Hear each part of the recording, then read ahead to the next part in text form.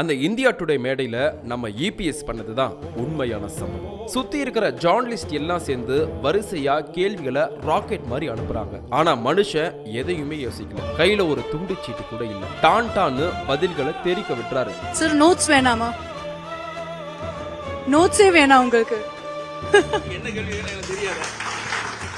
இத பார்த்ததுமே நமக்கு ஒருத்தரோட முகம்தான் ஞாபகத்துக்கு வருது. அட, நம்ம துண்டு சீட்டு திலகம் ஸ்டாலின் தான். அங்க இபிஎஸ் ராபிட் ஃபயர் ரவுண்ட்ல விளையாடிட்டு இருக்காரு. இங்க நம்ம முதல்வர் காலை வணக்கம் சொல்றதுக்கு கூட பேப்பர்ல எழுதி வச்சுட்டு அதையும் தப்பு தப்பா படிச்சிட்டு இருக்காரு. தமிழ்நாடு டுடே எப்படி இருக்குன்னு பார்த்து நாட்டு மக்களுக்கு எடுத்து சொல்ல வந்திருக்கக்கூடிய இந்தியா டுடேவினுடைய இந்த நிகழ்ச்சியில பங்கெடுக்கிறதுல நான் மிகுந்த மகிழ்ச்சி அடைகிறேன், பெருமைப்படுகிறேன்.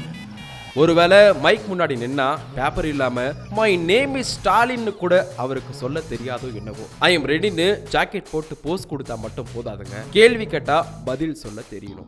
இபிஎஸ் கிட்ட இருக்கிற அந்த தெளிவும் வேகமும் தான் உண்மையான லீடர்ஷிப். ஆனா இங்க ஒருத்தர் ஸ்டிக்கர் ஓட்டுறது எப்படின்னு பேப்பர்ல குறிப்பு எடுத்துட்டு இருக்காரு. அடுத்த தடவை இன்டர்வியூ போகும்போது தயவு செஞ்சு பேப்பரை வீட்லயே வச்சுட்டு போங்க முதலமைச்சரே. அப்போதான் நீங்க பேசுறது மத்தவங்களுக்கு புரியுதோ இல்லையோ உங்களுக்காவது புரியும். பேப்பர்ல இருக்கிறத படிக்கிறதுக்கு ஒரு ரோபோவே போதுமே, எதுக்கு இங்க ஒரு முதலமைச்சர்? இது பேப்பர் பார்த்து படிக்கிற டூப்ளிகேட் ஆட்சி இல்ல. புள்ளி விவரங்களை விரல் நுனியில வச்சிருக்க இபிஎஸ் ஓட ஓஜி சம்பவம்.